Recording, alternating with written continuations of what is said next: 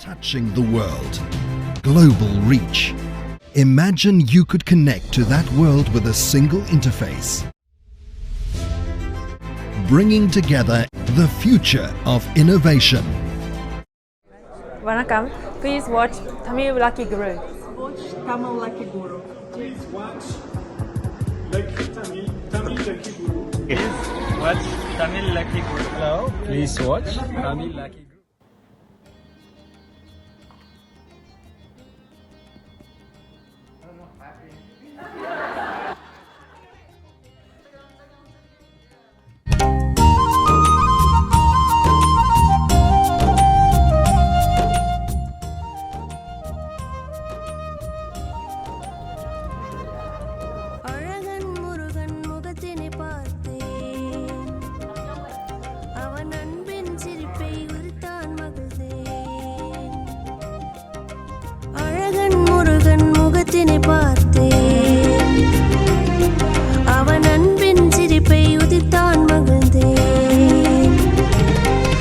Which is the apex body of industry and commerce in India. Flow comprises of 19 chapters pan-India with more than 8,000 members across chapters. The Coimbatore chapter is one of the oldest and has completed 30 years. Flow is the power to empower. This is what Flow stands for. Flow works at empowering women at all levels, grassroots, middle and the corporate. Under the aegis of Flow, various initiatives and learning programs are conducted at chapter and national levels. The programs undertaken are to further learning, skilling, financial literacy, digital literacy, and the new initiatives are undertaken to strengthen the startup ecosystem. There are MOUs with industry and educational institutions as outreach programs. Rural development initiatives are an integral part of Flow programs. Village Singuli in Anikatti has been adopted this year for a duration of 3 years to develop the village in a holistic way, looking at hygiene, sanitation, economics, digital and financial literacy. It's really heartening to see the enthusiastic turnout today, and that by itself is a testimony to the interest you ladies have in listening to Dr. Bedi. Let me narrate how and when I was inspired by her. I saw her organizing ill-organized Delhi traffic in the 80s in the middle of an afternoon, while I was making my way back home in my school bus. Vehicles were getting hauled by cranes under her command as they were parked illegally, and the area was Sabzi Mandi of Delhi.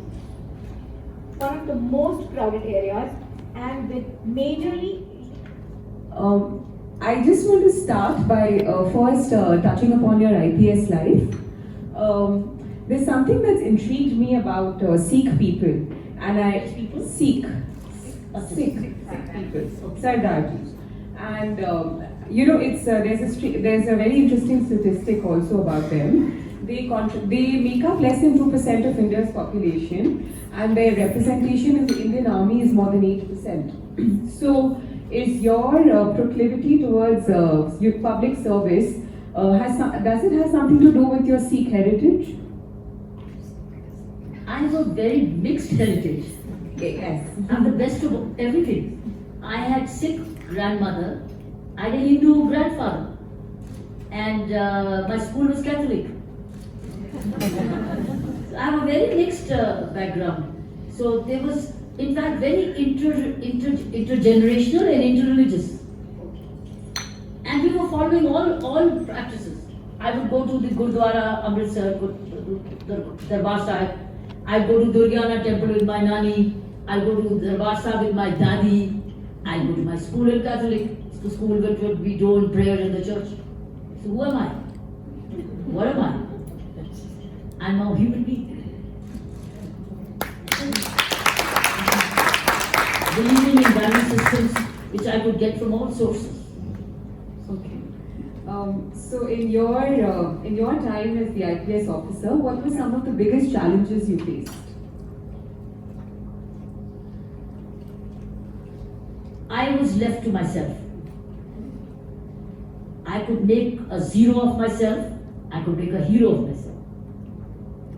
The challenge was, you joined, अब तुम जैसे करना है कम करो, ठीक है? You're there for the job forever.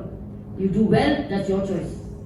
So to do more and well was a choice. But my nature was to be the champion. I had the stamina, I had the risk taking, so I was always outstretching myself. So the habit of overstretch, nobody told me to overstretch. But the demands were to overstretch, to meet the needs of the people. After all, you're policing for yourself? No, you're policing for others. And others need you all the time. It's like a doctor. He can treat as few, he can treat as many. The choice is his. He can treat as a healer, he can treat as a corporate doctor. It's his choice. Doctor. Police officer. It depends on him. Mine was all the time stretching because I always believe I'm in the service for others, not myself.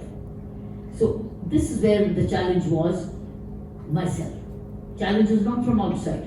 Challenge is how much can I do to fulfill the aspirations and the cause, purpose of my service. So I was challenging to always myself. Nobody challenged me, I challenged myself. I would just like to add, so you were constantly competing against yourself to better yourself, if I've got that right. Absolutely right. Thank you, ma'am. Asking myself, what can I do better? What can I do more? Not to compete with others, but competing within myself. Because I knew my capacity, that I could raise my capacity. And that's where I think sports girl has having helped me. Because I'm competing myself. There, of course, to beat the other better player, you have to exercise more, fitness more, strategize more, get coaching more, to win. To win for yourself. In the process, you beat the other. So this habit of sports-oriented, competitive sports, also ethical preparations, you don't cheat to it. It's open play. So I think that nature of going beyond the extra mile, that was my father used to always say, extra mile. When I used to exercise for my tennis every day, is to after sports was over, round long, 5 rounds, 6 rounds of the courts. So I would say, daddies would say, 6 rounds today. So I would do 6 rounds, the coach would say. Then he'd say, now, daddy, 6 rounds over. He says, now, a round for your trophy. But no, a round for your trophy. And when I would run that extra breath, round for the trophy, believe me, I got the trophy. So it was called, my father's typical was, go the extra mile. So if you see, all your LG story is all extra miles. All extra miles. In my policing also, it was all extra miles. And even now, this life is all extra miles. Every day you have a choice. Get into comfort or break that comfort and do something extra. Right? Aram bada aram hai. Aram is very comfortable. But aram ko chhod ke, to do something for a right reason, for the right cause, and for the purpose life is made of, is extra mile. Your Coimbatore is also extra mile.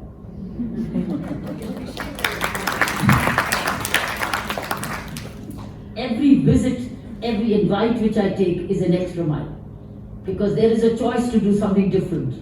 But you choose that jitni der energy hai, why not share? So long, so good. Jab nahi hoegi, at least you can't say, when I had the energy, I did not invest. When I don't have energy, I'm fine. That's a law of nature. But as long as I have it, it is to be shared. That's what I'm doing right now. Since you spoke about energy, ma'am, I've seen you almost every other year in GRD, and I've seen you remain the same. You don't look even 1 month or 1 day older. So how do you manage that, and where do you get all this energy from? Of course, you are passionate, I know that, but what do you do? How do you? Please tell us your secret. Very easy. Plug, make the right plugs. How do you recharge your iPhone? You go to the right plug, don't you?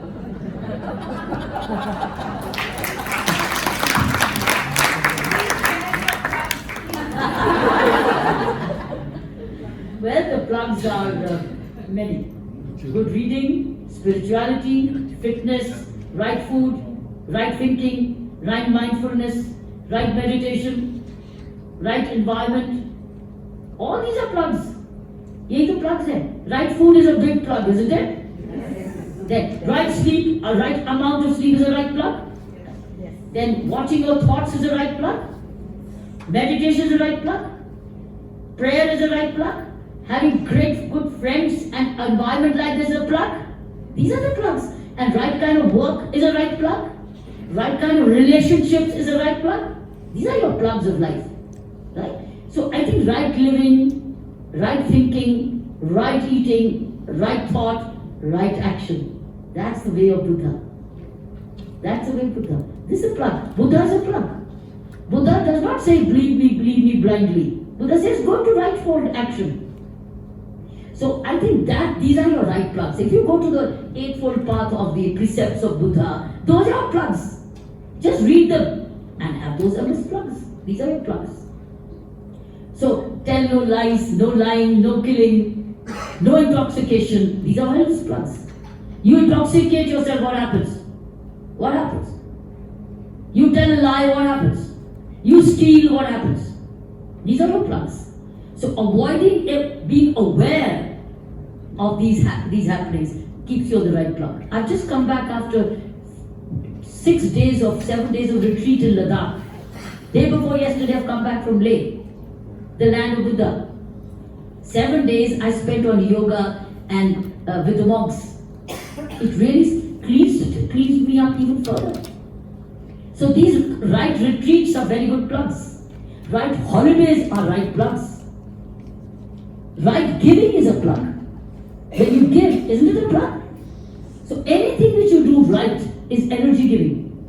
Anything you do wrong is energy sapping. It may not be known outside that you've done something wrong, but you know your energy is sapped. So the more aware you become, where are your plugs? So it's a good question you asked. Where are your plugs? So these are my plugs. And these are our plugs. So more plugs we open up here and charge. And there's a time for it recharging. You see? And then being caring and loving at home is a plug. Family care is a plug. Serving the elderly is a plug. Healing the painful is a plug. These are plugs.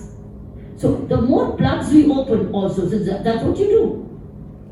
But the more variety you have of these plugs, all are very big sources of energy for you. Evening walk is a plug. Not gossiping and running down the other is a plug. Because you're deriving positive energy. Oh, it's a lot of joy in speaking against the other. But resisting yourself to speak, that's why, if you see, that chapter is not in the plug. In this presentation, there's no plug. But the book has the truth. And truth is a plug. This book is truth. And if this book had any lie, I would have been taken to the High Court already.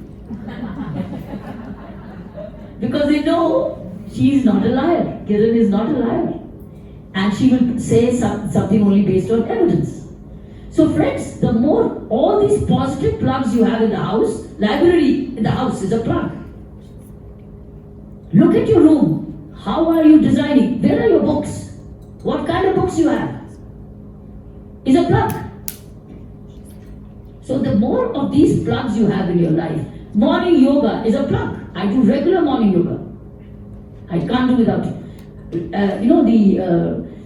We created world records. We went to this lake, Pangyong. It's the highest salt lake in the world. And we did world records by doing large meditation on the lake. Yoga. And for that we had to leave at 5 in the house.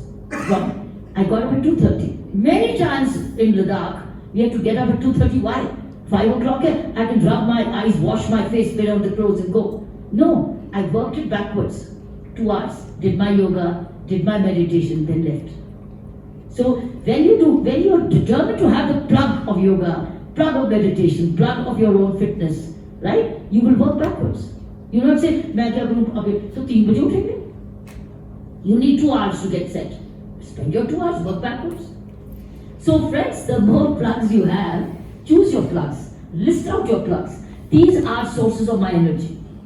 Caring for children, being good, great member of the family, steering your family, supporting your relatives, supporting the needs, your own fitness, time for yourself. Time for yourself is important.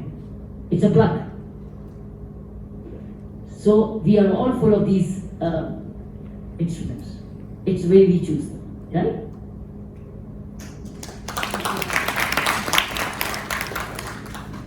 Ma'am, I just want to talk to you about your time as the Inspector General of Tihar Jail.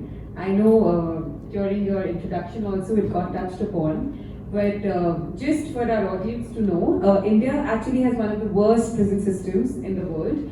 If you go in, there really isn't any way for you to come out, and there's no hope given. And ma'am here has been a pioneer in that field by really changing that prison system and making it more of a reformatory than an incarceration center. So would you please like to talk to us about it? It's a presentation by itself. The IG pre-prison, though I put it behind, but it's more interesting than the one in the LG's office. More interesting. How I managed a hellhole of 10,000 men and crowded, corrupt, drug addicted, communal, right? One doctor for 10,000 prisoners at night. No medicine budget, no budget for education. Infested food, insect-ridden. This is a book written, by the way. I'm not saying for the sake of tantalizing this. I've written a book called It's Always Possible.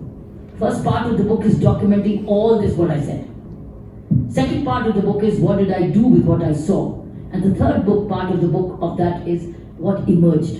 The first part of this book is talking about children, women, men, corruption, food, clothing, writing, corruption, drug abuse, what I saw, how I saw. What I did with that is later. So I saw this when I stepped in. I knew where I was being sent to be locked up. Because I was not a comfortable person to there. But they said, she is outshining some of us, put her into the jail prison. There was nobody else joining that post. So I was posted as IG prison. I accepted it.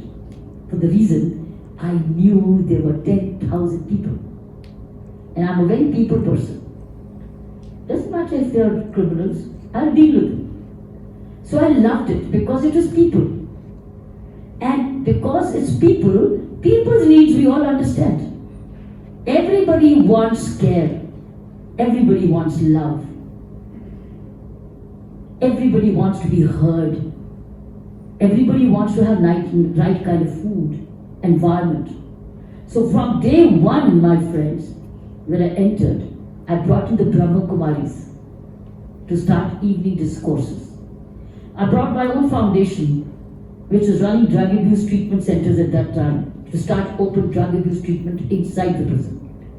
I brought teachers, principals, students, books, started a school inside the prison for 10,000 people a day, every day, all into classes, about 500 classes. All books donated by schools from outside. Donated used school books, not new. Children came and donated hundreds of copies and pencils and rubbers. I was never short of stationery.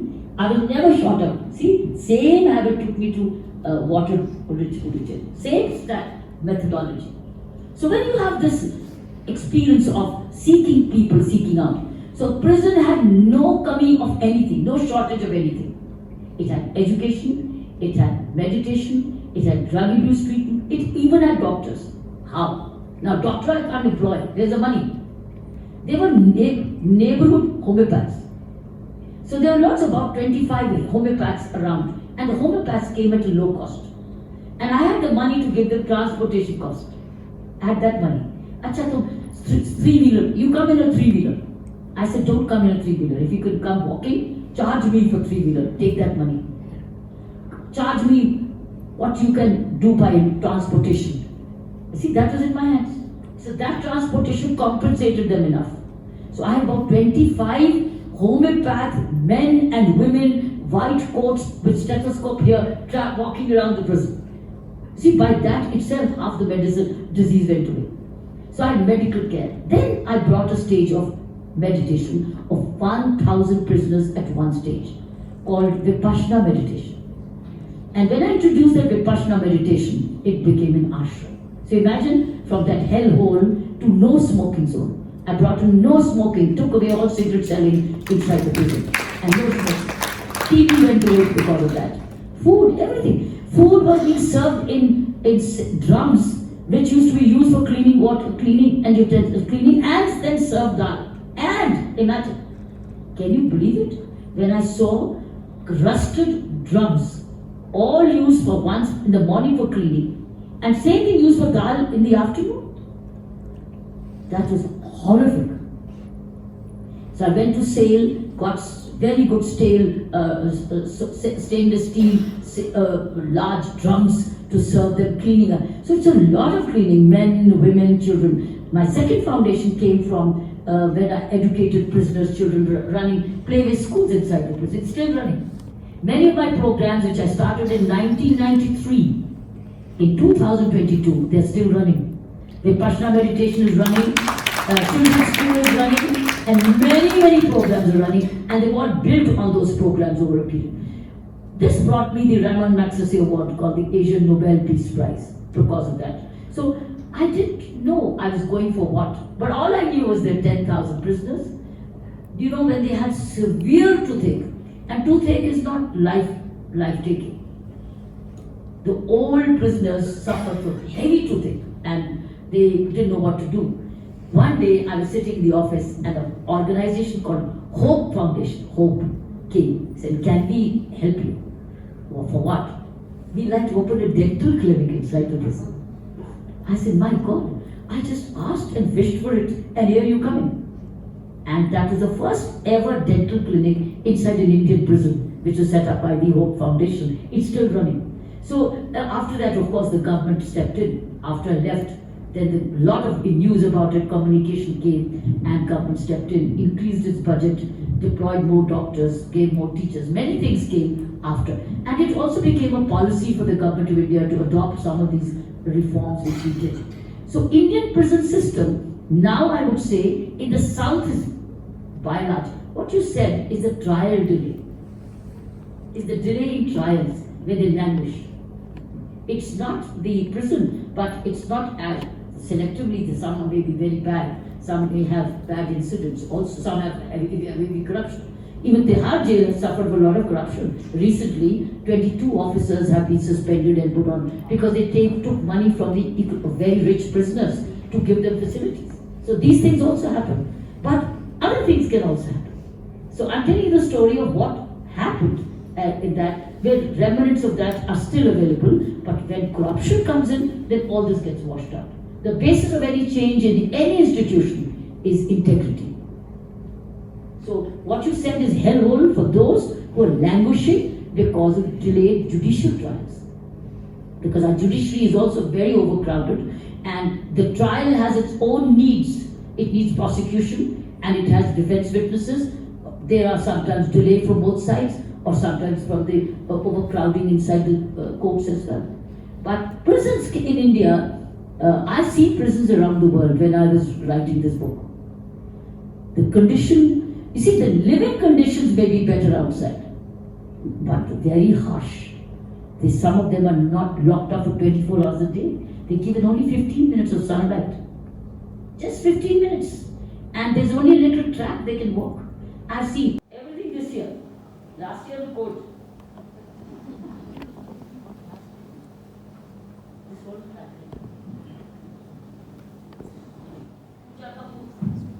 Pooja Kapoor from Kanpur, and her entire team is working with Kanpur prison.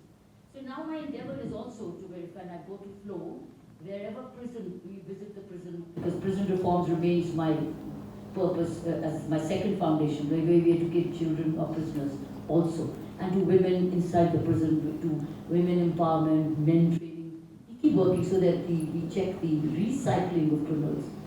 So Pooja Kapoor, and she was the president when she invited me recently, 4 months ago. So this is what we're doing. But in fact, I've suggested, Sangeeta, that your flow could get associated with the education of children of my business. We can link the children. Now, which are those children? Whose mothers have gone into prison, and those children are in a private school. But when they are beyond 4, they can't stay on together with their mother in the prison. While they're in prison, we are running a private school. After that, when they go home, we support them, we adopt them. While the mother is still in jail, the child is not lost. We are home visiting, counseling, schooling, healthcare, education, etc. So those are the children. We got counselors to visit them and work on them. Many children, this is a very old program now, it's 25-year-old. Many children have grown up. Some have came and studied in Coimbatore nursing home. Yeah. Those are the underprivileged. Yours are the underprivileged in nursing home. That's my first foundation. So if you wish, we don't work with Coimbatore prison, but we can work together with Coimbatore prisoners' children. You can just think about it. So this is the prison story which I was telling you about, has gone on, and I stay associated with the program because our programs are going on now from the foundation. So after I left, many of those things, they couldn't do it. It became an act. The government, the Human Rights Commission brought an act which has included all these programs inside the Delhi Prison Act. So it's got institutionalized. Thank you, ma'am. I think that was quite a question, as you said, which required a presentation in itself. So thank you. I'd now request Rama to just take over the. Pleasure today to be sitting next to you on the stage like this. So some of the questions I had were from your book. I just wanted to know, what did you like the most about the Puducherry culture and people? Is there anything from their lifestyle that you have adopted to your own? Something that struck you unique about the whole Union Territory? They love to celebrate Pongal. They love to celebrate festivals. They're all together. The best part is all politicians are all one. They may belong to group A and group B, but they are all together for the right and the wrong reasons. So it's very difficult to choose. But people don't bother. They want them back. But they celebrate on their own. They are happy with themselves. And they're happy with, they're contented people. I didn't see them discontented. They're happy with little. Pani nahi hai, khana nahi hai. And children are being educated by the government, fine. They can drink away. So some people, most of them are 50% of the children who are getting free education in government schools or have alcoholic fathers. I saw that. So they're very, and the children are not complaining. And by the way, I didn't see any crimes against women there. Not at all. No rapes. I didn't see any rape. A single rape case during my time. You see, there's no rape compared to what's happening in other regions of this country. During my time, I did not see a single case which was a woman came and complained of rape. Now, whether they suffered on their own or they didn't, but there's no complaint. And even of sexual harassment, very little, is 1%. So women are pretty safe comparatively. So I think these are very interesting things. And they're quite happy with the clean air and the nature they are in. And they're very religious. Everybody goes to temple. Everybody nearby. So they all have village temples nearby. And they celebrate their own village. So they're happy. Doesn't matter. But the food is being now provided by the government through a lot of direct bank transfers. So nobody's hungry in India today. They're all getting DPT, rice at the doorstep, dal at the doorstep, everything at the doorstep. So I think by and large, I don't see anybody hungry there. The way we did for last 2 years during COVID time, we served food, substantial food, more than required at their doorsteps. Last 2 years. Food, truckloads of packets, we made packets in sacks, and sacks were delivered at every doorstep. And many of those houses didn't need that much, which was served. So I think they are a very contented territory, people, happy-going, happy, festive, religious, spiritual, and forgiving. We initiated many projects under the prosperous Puducherry campaign. So that you had the Swachh Bharat, protecting water bodies, trying to declare the place open desiccation free, rainwater harvesting. I think you attacked the medical college fees mafia. Which of these were your most favorite projects, and which one do you think is likely to continue even, the people are likely to take it forward and keep going with the project? Swachh Bharat is 10%. And that was a Government of India scheme. The credit goes to the Prime Minister himself. And that was very helpful because if we had not done Swachh Bharat and set up thousands of toilets for the Puducherrians, women would have suffered. So I think that came just in time. These were Government of India sponsored schemes, particularly Swachh Bharat. A lot of money is pumped into states and union territories to build toilets. So subsidized. Some were fully paid for by the Government of India. So interestingly, why were the toilets not there earlier? Many of them thought having toilet inside the house was impure. That's why they would go out and foul the fields. So, but it's not that they could not build it. They could, but they thought going out. But they never looked at the condition of how women were suffering. How do the women go out during the daytime? So they had to hold themselves till it gets dark. And that's why if you see, lots of rapes were happening in the north and many else, where women were out and boys attacked women. And some women were found hanging. I think those are very classic cases because there was no toilet in the house. So Swachh Bharat was a national campaign which we implemented, right? And many other campaigns were centrally sponsored schemes of Government of India which we implemented. As an administrator, it was my duty to implement, which was very helpful. But water campaign and the ponds which has come now, we did it 5 years ago, 4 years ago, because it was a necessity. So that I've already explained to you how we did for water. My medical mafia was a mafia, which I took them by the neck, by the collar.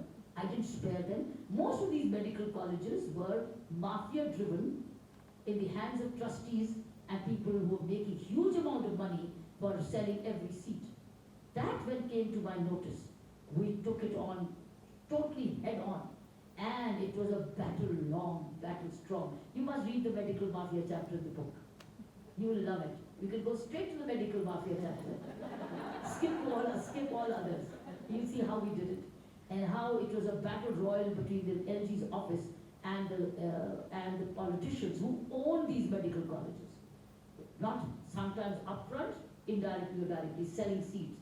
But the best part is, you will realize how we got the judgments of the court, which capped the fee and actually neutralized everything.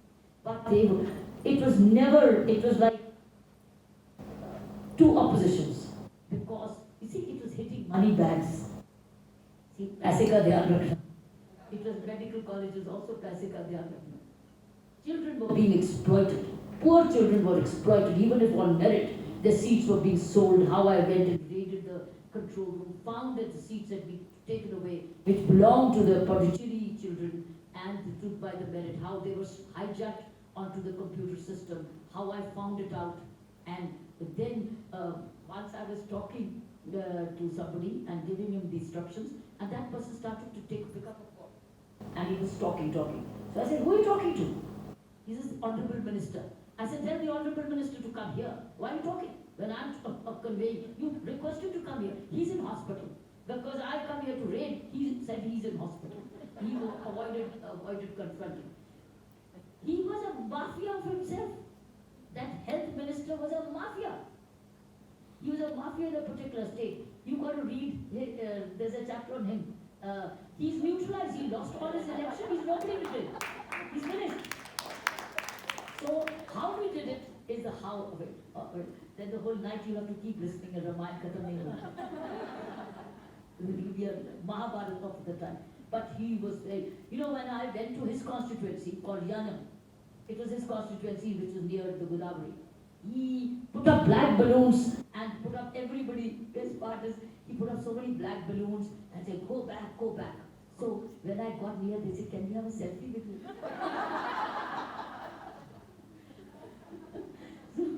This is one man who was a health minister, who was actually presiding over this, and he was my enemy number one almost. He thought I was his biggest enemy because I was coming in his way. He was going and occupying islands, showing construction, and it all getting washed away, all the money gone down the drain. He would demolish your temple and ask for money for reconstruction. I said, who allowed you to? With whose permission have you demolished an ancient temple? Who? Nobody. So now he would make a case for money for reconstruction. When does government give you money for reconstruction? You demolish and you ask for money. So one by one, it was a battle royal with some of them. And he had the power because he was like threatening the chief minister, if you don't do this, then I go on the other side and you lose the tilt. Your government will be a vote of no confidence. So he was always keeping the rest of them on the edge. That is why everybody was very afraid. Not afraid of Raj Nivas, put him in place. So it's a medical mafia, you've got to read it. And there's a chapter called Black Balloons. You can read that. So how can common man stand up to corruption like this? What can we do? Whether it's as small as just bribing an official to, pass something through, or even a peon, you have to pay the peon to reach the official. So how does common man stand up to something like this? By being together. He needs to be organized. That's why associations and unions and associations are important. You see, corrupt officer attacks when you're by yourself. But if you look at it from togetherness, strength, because unity is strength. When you show numbers, then he's afraid. But if you're just by yourself, he will use you. But if you're together, he will not. So therefore, I always propose, when you have running a problem, 6 of you, 7 of you, that person goes, "Aap chahiye aapko. What do you need? What are you asking?" Then he'll be afraid, and then record the videograph. Do you see the change? So visibility works, and united strength works, common voice works, recording works, documentation works. Then he's afraid. So then he chooses other ways of getting things done. But that way, the only way to counter a corrupt offer is to go back as a group, organized group. That's Any advice to us on how we can bring up our daughters to be fearless and not hesitate to push for equality? Please make them play. Only classroom education is not going to make them brave. It's playing which will make them fall, rise, fight, argue, decide, challenge, realize stamina, health, hunger, all this. Sports is very important field which trains girls to be equal to the boys. See, and then after all, your girls are going to go into a new world of challenge. They have to be self-surviving. They have to be self-reliant. They will get into partnerships as human life goes, but they have to be self-reliant, self-dependent. On the contrary, be giving rather than asking. Be givers. That only is grooming when they're small. And sports, creative activities, both creativity, education, sports. No rush for marriage. There should be a condition. No marriage till you're self-reliant. No marriage till you're earning for yourself. And so that you are equally qualified. So it should be rule, no girl getting married without, even if the husband or the other side say, no, once she gets married, we will let her study, she'll qualify. That doesn't happen after marriage. Then it's about children. It's about family development. No, my daughter will get married after she's self-reliant, she's equally qualified, then it's her choice. It's her choice. Nobody will tell her you don't work outside. She will choose if she wants to not work or she wants to work. And she can return to work when she wants to work. But she should be self-reliant. And do not give her a dowry. Give her a fixed deposit. Don't give her waste money on big things. Give her a fixed deposit. You remain a nominee in somebody else. And that's her pension for life. That's her security for life, which she must have. Don't waste on these extras which will just go down in one day.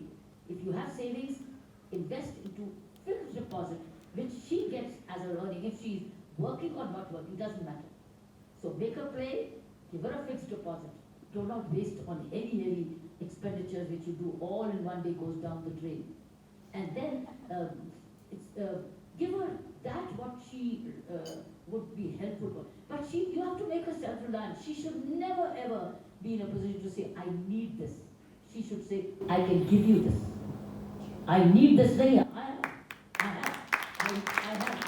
can give you rather than this. So she should not let God give her abundance in wherever family she goes. And ask her to keep her name. Please don't ask her to change her name. She can either add it, but keep her name. Don't let her lose her own identity.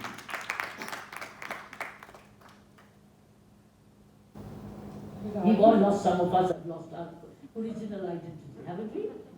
Don't do it. This is a lesson to be learned. So we can say plus or keep it. But don't take permission for that. Nobody should take permission saying, can I do this? Then nobody will permit you. Just be, this is me, this is me. Okay, I can plus this or I don't. It's my choice. So certain things must be very clear. And she should know, my parents have given me my security, my pension for life. So when she's higher in age, she has a pension. It's multiplied for her. Or if it's a fixed deposit, nobody should be able to cash that fixed deposit for her. Family, somebody must remain a nominee. Oh, my husband needs it for business. No, it's for you. It's for pension. So that she can, whatever she does, but she must be, otherwise she'll never be respected. She will then suffer and subordination. She'll lose out on confidence. She'll get into stress and depressions. How will you help her? Financial strength is very important for women. In fact, that's what makes a difference. Financial strength. If the more financially strong you are, the more confident you are, and more less depressed and stressed you are, and healthier you are. Mentally at peace with yourself, and you're able to provide for others. And she should be in a position to provide for her parents' family as well. Why not? Why not? Maybe her brother or sister needs her. Why not? She should not be seeking permission from others, and she should not come in the way of her husband helping his family. So it should be mutually respectable. Not coming in the way of you going to do for others, nor should he come in the way of the wife doing it for her own family. That should be the spirit in which she should grow up. Love her own family, not abandon her own family. In fact, as you say, women are the biggest migrants. We are the biggest migrants because we all leave our own real homes and migrate to another home.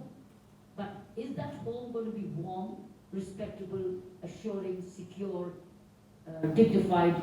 I think all this is very vital, and not take away your identity. So I think self-respecting identity with love for others and caring for others, but not sacrificing your own self for in all that you care for. That will be a miserable life. But that comes from growth, grooming. How have you groomed your child? And at stage, if the marriage doesn't work, so be it. So be it. If it doesn't work, so be it. Call it off. Because it's useless to carry on negativity. No, nothing. You say thank you, it doesn't work. Move on. But you don't have to hang on to say, what will others say? You don't live others' lives, you live your own life. So life is uncertain. You never know what happens tomorrow. Never know. Somebody can move away, somebody can pass away, but so remember, prepare your child, to be self-dependent, self-reliant, equally qualified, confident, financially secure. Once you do this, she may marry, she may not marry. And marriage is also not compulsory. There's no need. If there's no need, no daughter. Children are also not compulsory. Where do you need to have children?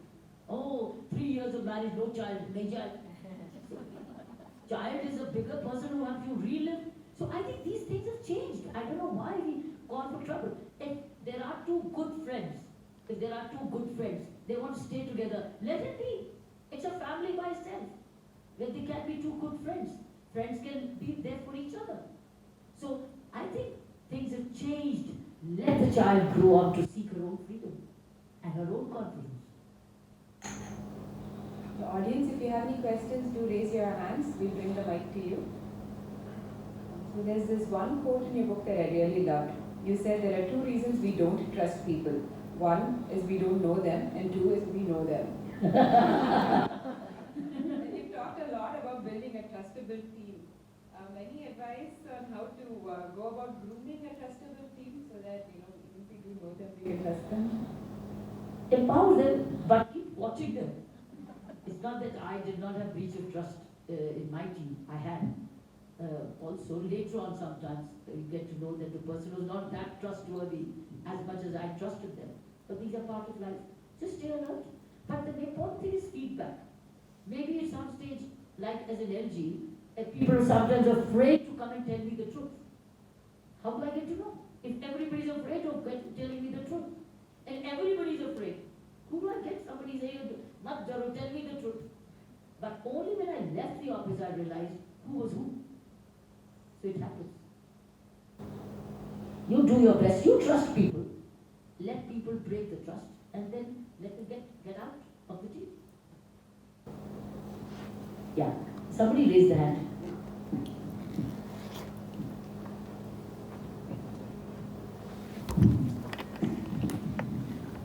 What is the special message for Tamil Nadu? Be nice. We find everywhere garbage is. I'll give you the solution. You got such wonderful multinational companies here. Let the groups, resident welfare associations work on them. RWS can work, associations can work, and they all can give. What I did can be done in anywhere. Everywhere I find people, common people are laymen, very shivering. Nobody is opening their mouth, even though they are suffering a lot. Everybody is murmuring like anything, but nobody is coming forward. Even though somebody is leading, nobody is supporting. Then suffer. Very fine. Then suffer, why complain? Suffer because it's your choice. No. He is going on suffering. Cowardice, you suffer. Courage also you suffer. Oh. Cowardice also you suffer. Once I came forward and fighting like anything, then I put up a non-bailable case, simply. Because and it's I left. Become weak. Nobody is encouraging or nobody is coming forward to talk for some time. So don't remain I, become we.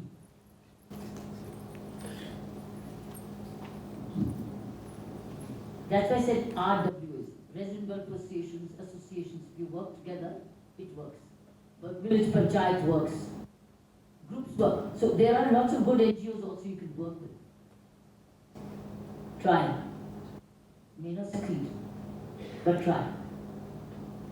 Tamil Nadu, somebody has floods, sometimes it's floods, somebody has droughts.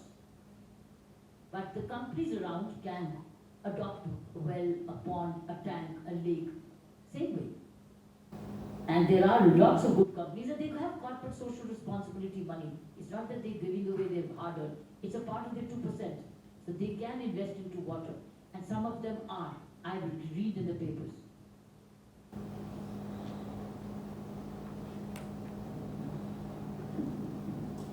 Ma'am, you spoke about what kind of education we should give our daughters, how we should bring up our daughters. But a lot of us have sons. I have 2 daughters, but a lot of us have sons. So I think there has to be some kind of education even for sons, and how should we be educating them? Involve them in your home upbringing. Involve them in housekeeping. Please involve them. Don't do everything for them on your own. Make them help themselves and help you too. And I think one good habit should be, which has worked with many families, is dinner together.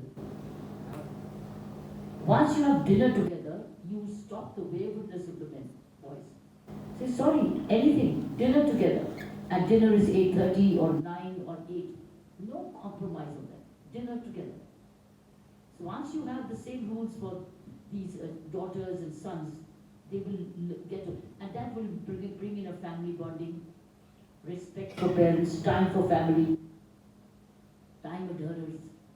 So even you as, I've always said, working women, working men When you have too many late dinners, particularly professional late dinners, you're actually eating into your family time. Try and minimize that. Go in for luncheons. Go for a lunch, professional tea, over coffee, but not dinners. Dinner can be a weekend dinner once in a while, but not a regular feature. I said it during Women's Day times when many of the multinationals were connecting with me on this. I said, why are you good? Where women are just waiting and yawning for men to finish their drink. So I said, that's not done. We must get out of these late night dinners because dinner time should become a family time where the family picks up messages, listens to each other, talks and shares, has fun, etc. Number two is a holiday, an annual holiday to a spiritual place together.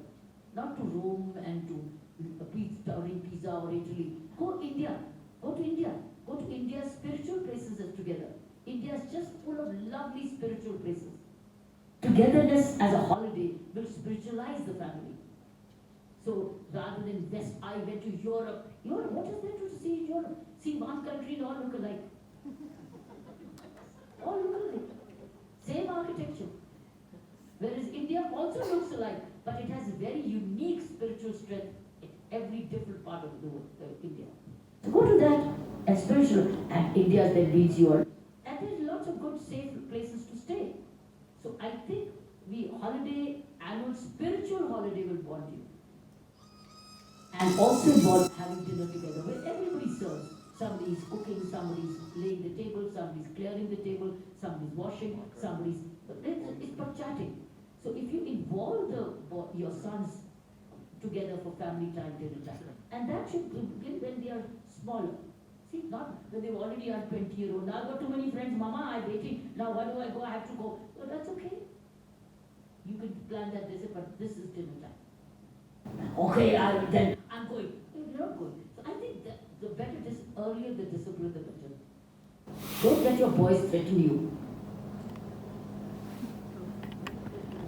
Catch them early. No, it's the toughest thing to be mothers.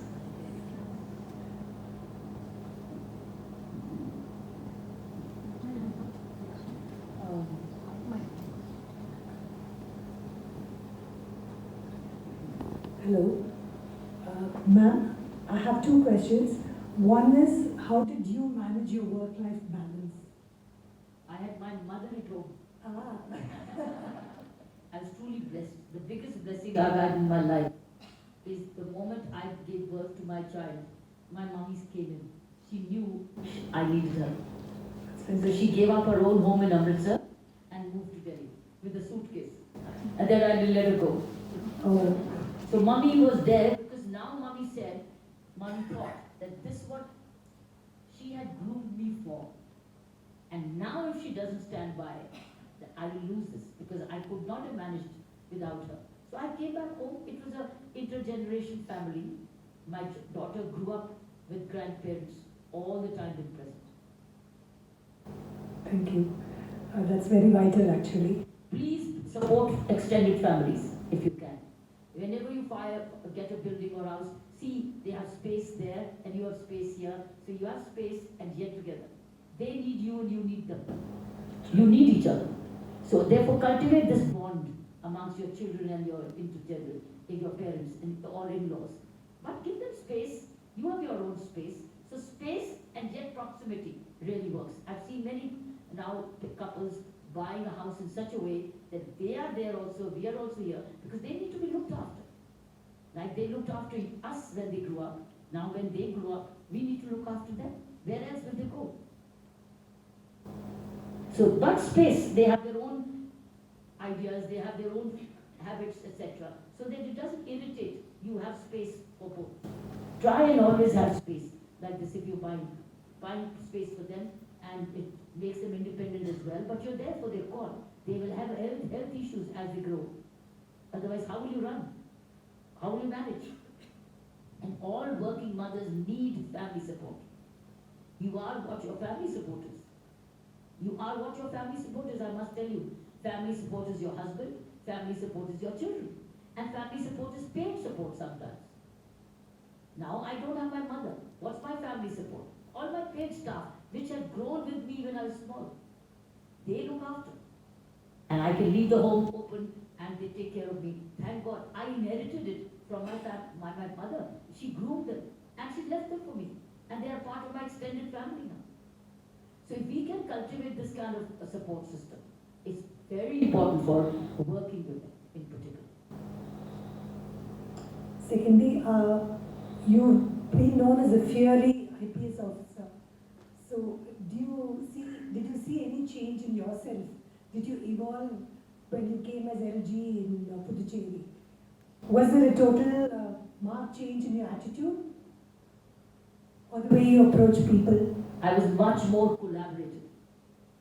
I was much more mother at heart. I'd grown in compassion.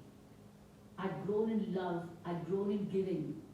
I'd grown in forgiveness.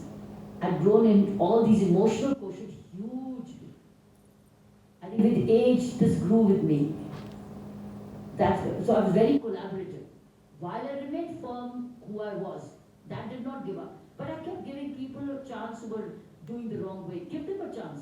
But if they don't understand, then they must get the message. So that firmness did not leave me. But I was much more collaborative and giving and compassionate as I grew. And as an LG, I think I was that way, total love for others. Love in me has grown by the day. It's boundless now. Did that help you? Yes, hugely. Hugely. Because the more love and care I gave to the people and my work, the more I got. So I worked 19 hours a day, 18 hours a day. I loved my work. It didn't exhaust me. And it never came to me saying, where the hell am I? It is saying, I'm so happy to be of value to others. Thank you, ma'am. And I also became a larger, bigger giver. By nature, just as I got love in me, I became a bigger giver. I shed so much. I have given away everything I got in LG's office. From a shawl to a gold or a silver I got. Everything's been given away. Because I never felt it belonged to me. It belonged to that office. And it belonged to them. So it was always giving. So giving, loving, caring, compassion, I think grew with me. So that was your plug in Pondicherry. Yeah. What about politics, ma'am? What is that? Winning an election and governing a It's state. the worst thing to do. You see, politics is also personality in nature. If you are that, then you're a perfect fit, or you're misfit, or you're unfit. So politics is a personality. Everybody cannot be them. It's a very hard life. Being a politician is the hardest life to lead. But we need honest politicians. And we actually expected you to be the governor of Tamil Nadu. Okay, be honest, we actually expected you to be the governor of Tamil Nadu. For some reason, we don't know whether it was the existing government or you, whatever reason you didn't get that post or something. Oh.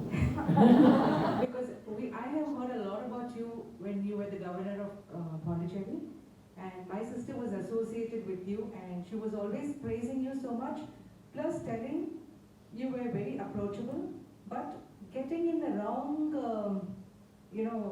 getting into trouble for doing the right things. Crossfire. Yes. Crosshair. Yes. So, with due respect to you, what was the scene in Tamil Nadu then? Tamil Nadu?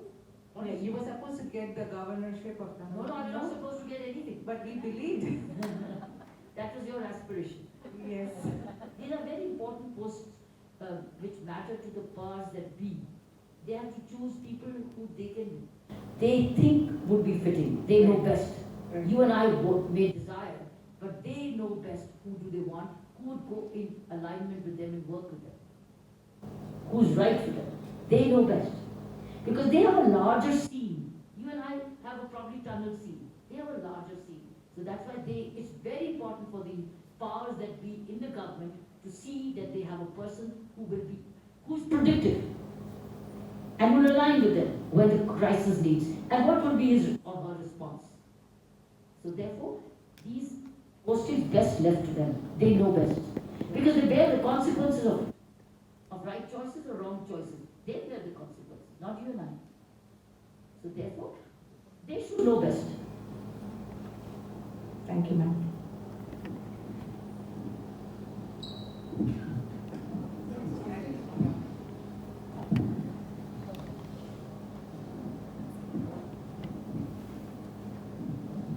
Ma'am, when you were the governor of Puducherry, it was the BJP in the center and the Congress in the Puducherry government. So how do you think either of them would have benefited by you taking over the post? Like BJP must have felt that you were the best person to handle Pondicherry. Okay, that's the central government which was at the helm. So how do you think BJP has benefited by appointing you as the governor of Puducherry? You see, BJP, first of all, look, I was appointed by the government of India. Appointment is one thing, rules and business rules and the laws is one thing. And I'm accountable to implement the law in letter and spirit. All that the central government expected me to do is go by the law, go by the rules. I did that. So I was in alignment with them on the laws and the rules and financial expediency and financial watch. There was no conflict between me and the central government. And they never ever told me, gave me any direction to you manage it this way. It didn't. I was strict, and they also knew I would go by the rule book. But they liked it. It suited them also. It suited me, it suited them. It didn't suit the opposition. So that was where the conflict was. Because they were trying to interpret the rules their way. Announce freebies when there's no money in the budget. Or continue to pay, close factories because it's a vote bank. I came in the way to say, where's the business plan? I'll give you the money, where's the business plan? It's a closed factory. Why should I pay? But they said that's the way it's been. I said, but I can't help it. So, but the government of India never interfered in that. To say, no way. If I would have told my government of India also, pay for what? But I was strictly going by the rules. So, for me, it made my life easier by going by the rule book. And the rule book didn't suit them. Now, just something to add on the Pondicherry bit. For all the love and the heart and soul that you gave Pondicherry, did you feel sad about the ouster and how did you handle it? Which after? Sorry? After your whole thing in Pondicherry, did you feel bad about the way politics shaped up then? Look, I'm a reality person. I know this is happening. This will happen. And thinking it otherwise, I know these happen. So this is a part of life. I've done my bit. The time I got, I've done my duty to the maximum ability. I have no regret. I wish I could have done more. But what happens after me, I don't know. I'm not responsible for it. I can't stay in one place forever. Thank God I've left. And that you could look behind and then you got the time to write and reflect and revive your life in another way. I think I've had my fill. I should not have done more than this because I was coming to a stage now in the LG's office where I was now repeating myself. So I'm glad that I got out of it before I said, what more can I do? And repeat and get monotonous and bored. I think just the time when I was about to get monotonous, God took me out. That's why I could then spend the whole year to write the book and reflect. Had I hung on there, I think I would have been a mess. It would have been messy. So I think nature has always worked for me somehow to pull me out at the right time from the right every place. I trust in nature. One last question now. Ma'am, did you manage to learn Tamil? Vanakkam, Nandri, Ramba, Rumba. I don't know more than this. Was it a barrier when you first came into Puducherry as the LG and not knowing the language? I had a barrier, but I had a very good private secretary who would read my mind and speak more than I did.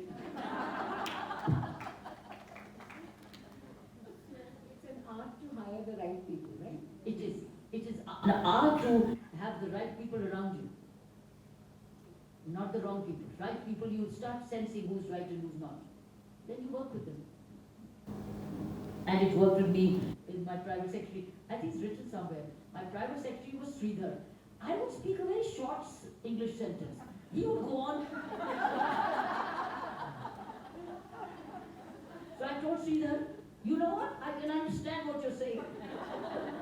So he was afraid that Sachi ma'am may not understand. But he was explaining my clarity of mind.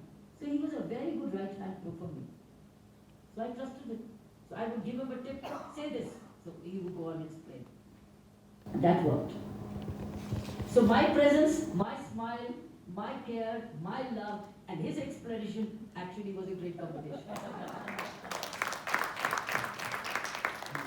Madam, why don't you pay a visit to our place? Which place? Nearby, some 12 kilometers from here. Where is that? And why don't you interact with our people? Yes. Near Narsimhanakam.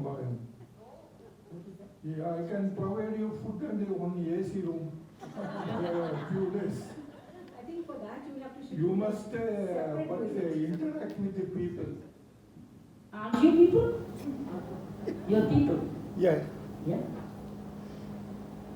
But I'm not now that kind of a public person. I go only when I'm invited. Earlier I was going uninvited because I was people responsible. Now I am not a people responsible. I'm not in administration or in politics.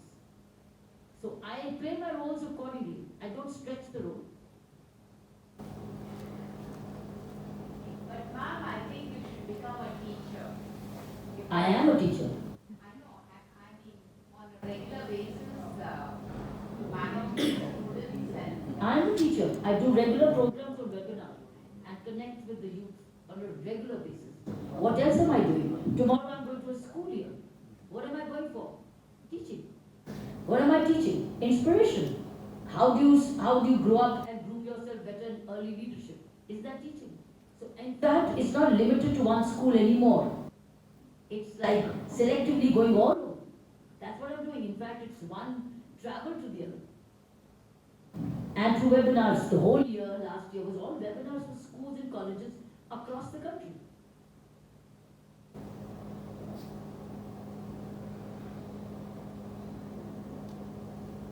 And this book is nothing but a teaching book. So if the management schools get to this, which they have, many of them, in fact, it's very interesting. When I got an invitation on the whole last year, after the book was released, this year,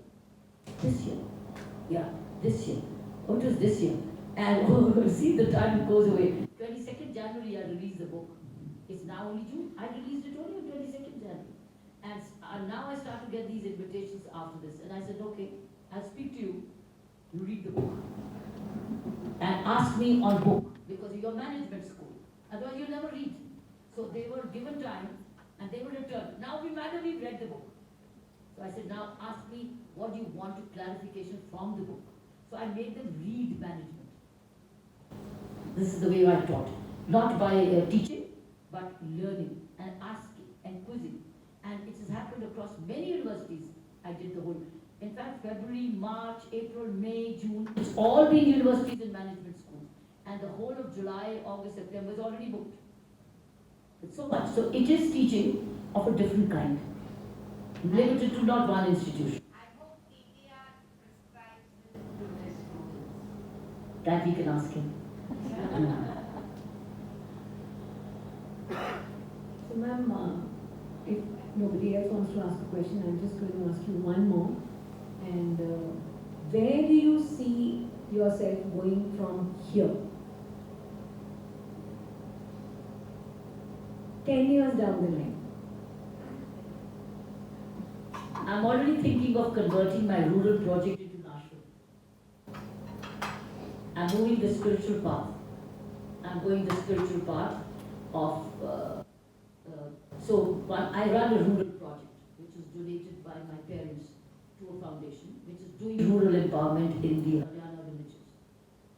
I've already since yesterday, only yesterday, given a longer vision to that project, which means that I will probably make it into a meditation, a yoga center. We've done a lot of women empowerment in the villages. Now the stage is not for that. Stage is now to spiritualize the place. So that means I'm spreading humanity, value systems, peace, harmony, yoga and meditation. So I'm moving towards a spiritual path. I'm not moving towards positions in government or political power or nothing. It's now service. It's like abstinence, it's like renunciation, it's like surrender, it's like bhakti, it's like all that. I'm moving towards that, day by day. That's where I think I'm moving. To be not myself, to be of service to humanity, to that area which needs this now. Because it's organizing now very fast. And I don't see another meditation and yoga center. So the ashram, at the moment, the building which we built it is almost like an ashram.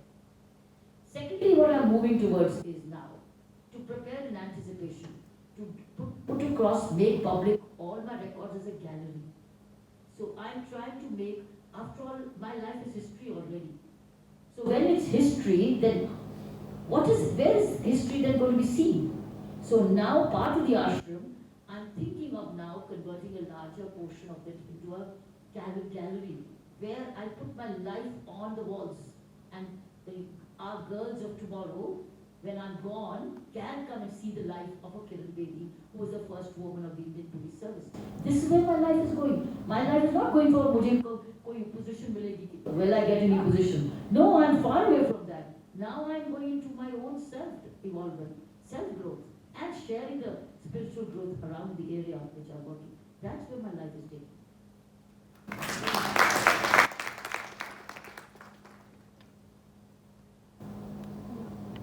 She wanted to ask. If there's one thing you want to change in India, what would that be? Sorry? If there's one thing you want to change in India. Change in India? Yes. Is it corruption or whatever that you said could have been changed, then I have not done it yet. Or for somebody else to take it. It's a bigger question basically. There's some small things that you call India for as there is corruption in India, there is road traffic rules that they don't follow. There's a lot of things that we carry in our name tags. So which is that first one thing you would want to change? I think responsible citizenship. Each one is taking responsibility for himself or herself will take care of the country as a whole. Responsible behavior, responsible consumption. So I think the moment we bring in a mutual responsibility, we'll be a different nation and we'll be a powerhouse. Because responsible behavior means very responsible conduct. And responsible conduct means solution to all problems. So responsibility. Thank you.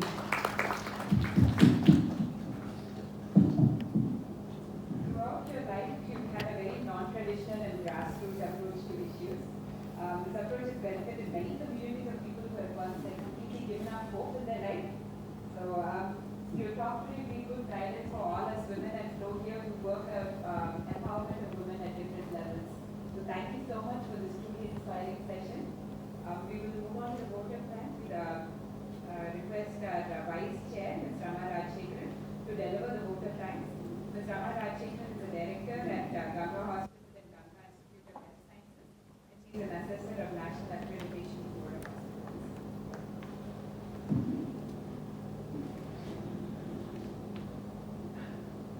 Good evening, everybody. I think this is one of the best sessions we had, and I think we all.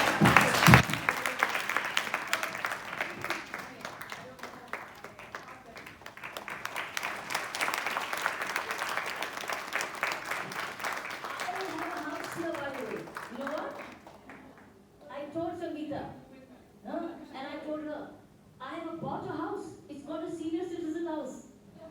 I'm in the serene buildings, the 70 families. I bought a house for my old age. If I feel like coming by myself, the food is provided, the doctor is available, the yoga teacher, the library, the temple, the kitchen garden, it's all there. I've at the moment got the house. It's only a postponed living. So ashram in Delhi and also my resting place here. So I am also, and when you start living with me, you already have my friends already. See, I've already made friends in Coimbatore through you. And maybe I join Flow. Will you give me the membership? If I come and start living here, I'll be a member. I'll join your meetings, listen to your lectures. I love it. And I'll serve you, maybe join hands with you in some community work. Yeah, but I have a house. It's only rented out. It's a lovely place and I dream of it many times. To one day come and live. As long as I have energy and active, I'll continue to travel and work. But the day I need some rest, then I'll come here. Tamil, Tamil, Tamil, Tamil lucky guru. Tamil, Tamil, Tamil, Tamil lucky guru.